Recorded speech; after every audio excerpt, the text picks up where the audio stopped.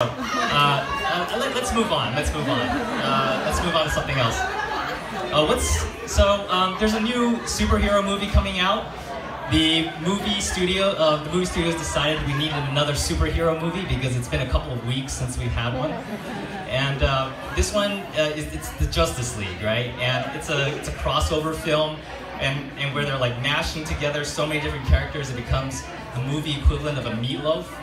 But Wonder Woman's in it, right? Wonder Woman's a great character, and I remember when Wonder Woman came out, she was a symbol of female empowerment. And because what's more inspiring to women than another woman who's over 100 years old but looks like she's 30? I mean, is that a superpower, or is she using oil of Olay? What is it, right? But the problem with superhero movies is that you always leave the theater feeling like your life is really mundane. And that's why I prefer horror movies, because horror movies, at least they make you feel good about your life. Yeah, there's always some white family moving to some large, creaky old house, and one by one, each of them dies off until the end of the movie, where you finally feel like paying $3,000 for a studio in SF isn't so bad.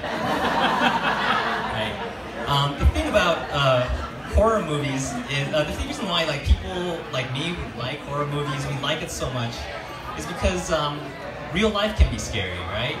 I remember one morning in college, I woke up and all my joints and muscles were sore.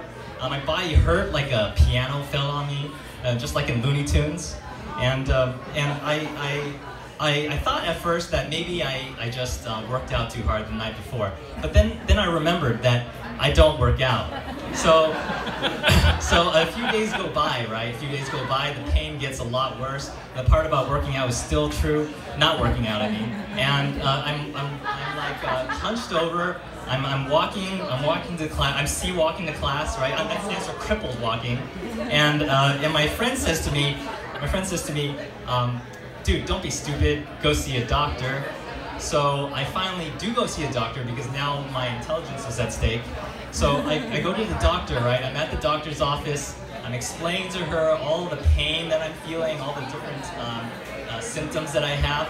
And at this point I'm thinking I probably have a zinc deficiency or some other metal that none of us are sure why we exactly need. Like she would say, hey, when was the last time you sucked on a penny? And I would be like, I didn't know that was a thing you do. And then I'd be on the street and someone would say to me, hey, what are you sucking on? And I'd be like, oh, I'm sucking on a penny for zinc. And they'd be like, oh yeah, I do that on Sundays.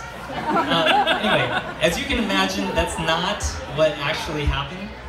So she continues to ask me the normal questions, right? Like when you go to the doctor, they ask you, how do you smoke? How many sexual partners have you had?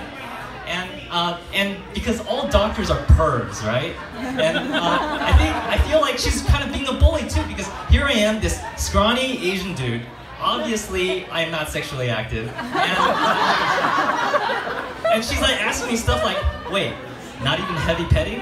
And I mean, finally she stops invading my privacy, and then she looks me square in the eye and she says, I have no idea what it is. Women doctors, right? Oh my gosh. That joke goes out to my wife. She's a woman doctor. She'll want to hear about your sexual history after the show. Alright, so anyway, all due respect, a man doctor would also not know what it is, but come on, we would never admit that, right? Anyway, so she says, okay, we need to do some tests. So they do some blood work. The blood work comes back, and she comes to me and she says, you have lupus. Now, if you watch medical shows, lupus is one of those diseases that is really hard to diagnose. It shows up as many different symptoms, many different lab results. So what she was really saying is, you either have lupus, or you're just being a bitch. And so just take these pills, and if you stop being a bitch about it, then that means you're that's what you have. So, and that's the really scary part, right? I'm not talking about lupus, because lupus patients now live till they're like 90.